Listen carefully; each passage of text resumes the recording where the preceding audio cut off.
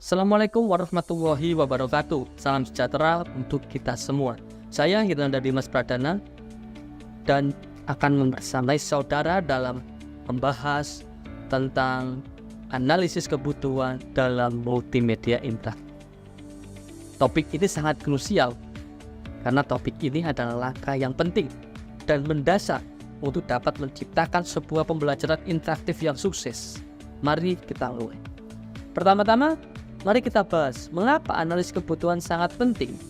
Kami memulai dengan menetapkan tujuan pembelajaran yang jelas.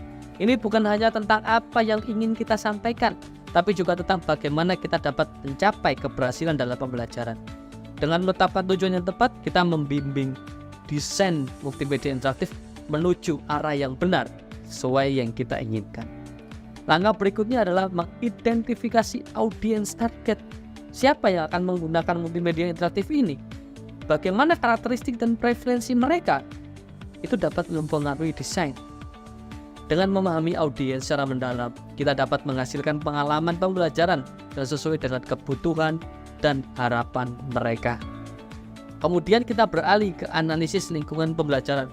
Proyek multimedia interaktif akan digunakan dalam konteks apa?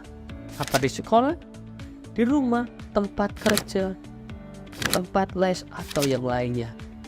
Menilai lingkungan ini memungkinkan kita menyesuaikan desain dengan perangkat kelas, perangkat lunak, dan konektivitas internet yang tersedia. Analisis kebutuhan konten menjadi langkah penting berikutnya. Kita harus mengidentifikasi jenis konten apa yang perlu disampaikan dan sejauh mana kedalaman materi tersebut. Dengan memahami kompleksitas materi ini, kita dapat merancang pengalaman pembelajaran yang lebih relevan dan efektif. Pertimbangkan, teknologi juga tidak kalah pentingnya. Dalam langkah ini kita menilai teknologi yang tersedia dan memilih platform yang sesuai dengan kebutuhan proyek. Memastikan kesesuaian teknologi dengan audiens target dan tujuan pembelajaran adalah kunci kesuksesan. Saat ini masuk ke tahap penetapan metrik keberhasilan. Kita menetapkan indikator yang dapat diukur untuk mengukur efektivitas multimedia interaktif. Ini bisa berupa tingkat keterlibatan, pemahaman materi, atau pencapaian tujuan pembelajaran. Dengan metrik ini, kita dapat secara objektif menilai apakah multimedia interaktif yang kita kembangkan dapat mencapai hasil yang kita inginkan.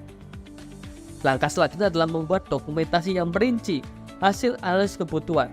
Dokumen ini akan menjadi panduan berharga selama pengembangan, memberikan arah yang jelas kepada tim pengembang dan stakeholder terkait.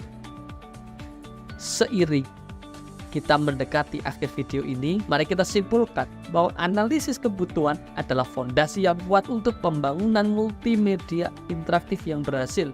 Jika Anda memiliki pertanyaan atau ingin mendiskusikan lebih lanjut tentang materi ini, kami menyediakan forum diskusi pada LMS yang telah kami siapkan. Terima kasih telah bergabung dan semoga materi ini dapat membantu Anda dalam perjalanannya menguasai tentang multimedia interaktif. Terima kasih. Assalamualaikum warahmatullahi wabarakatuh.